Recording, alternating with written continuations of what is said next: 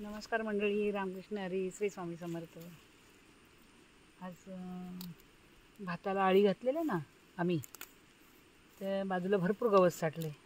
ते गवत काढावं लागतं ना, ते आम्ही काढायला आलो।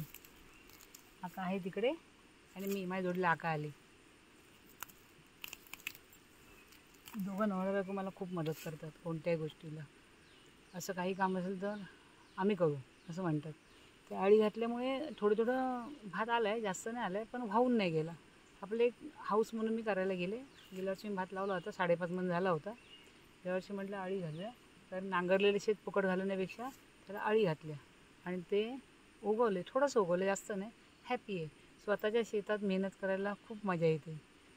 कळतात ना कष्ट म्हणजे काय, ते इथे कळाले मला। आता कालपासून मी करते, हात दुखायला लागले, पण विलाज नाही ना, हाऊस पण आहे।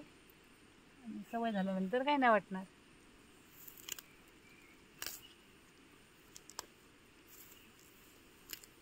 आका आहे जोडीला माझ्या, दोघीजणी मदत करतोय कामं। घरी गेलो, जेवून आलो। पाऊस असल्यामुळे इथे जेवण नाही आणलं आणि घरीच जेवलो। आज मी माझ्या घरी पण नाही, त्यांनीच मला दिलं डाळ भात, मुगाची भाजी खाल्लं। संजय भाकरी देणार, मी म्हटलं मी झुणका करते।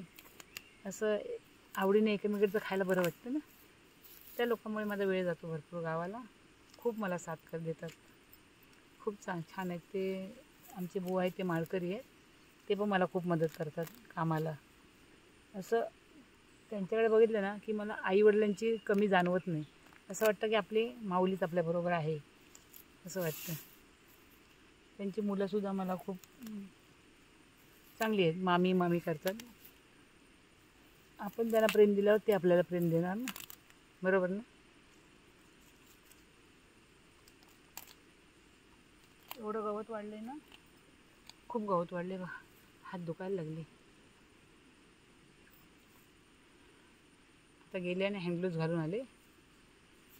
निम्म काढलं आहे मी, अजून एवढं काढायचं। आता थोडं भर राहिलं तर शुक्रवारी करणार। भाताला आळी घातले, ते छान आले। थोडंसं झालं आहे पण ठीक आहे, हॅपी आहे मी। जेवढं आहे त्यात समाधान मानायचं।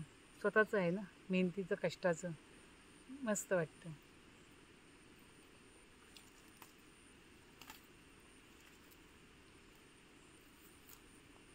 कालपासून मी गवतच काढते, संपतच नाही। किती काढलं गवत बा, संपतच नाही। काढते तेवढं आहे, काढते तरी अजून आहे।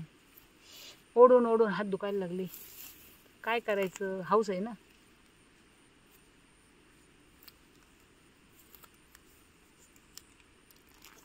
स्वतःच्या शेतामध्ये मेहनत करायला खूप बरं वाटतं। मेहनत म्हणजे काय ही आता कळली, स्वतःच्या अंगावर पडल्यानंतर कळते ना मेहनत। तशी मला आता कळली। मी करते पण एवढं नाही करत। आज मी यावर्षी जास्तच करते काम। थोडी सवय लागल्यानंतर पुढे आपण हे करू शकतो ना।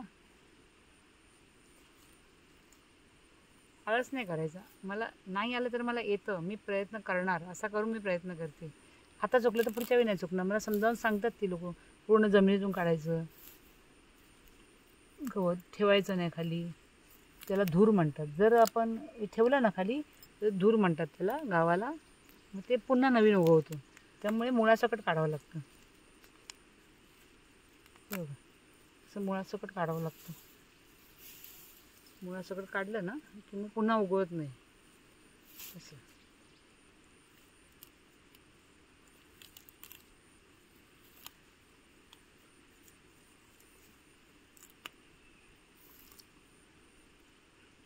आज थोडं करणार, सकाळी केलं थोडं, आता थोडं करणार।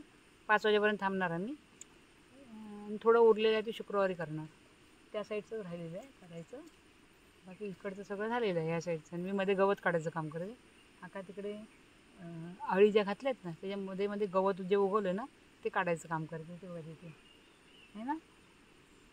कारण त्यातल्या जास्त नॉलेज मला नाही, चुकून मी भात पण काढेल ना, म्हणून मी मधलं गवत काढायला आले।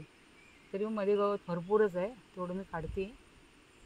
प्रयत्न करायचा, प्रयत्नार्थी परमेश्वर। रामकृष्ण हरी, श्री स्वामी समर्थ। माझा व्हिडिओ आवडला तर चॅनलला लाईक शेअर सबस्क्राईब करा आणि राम राम।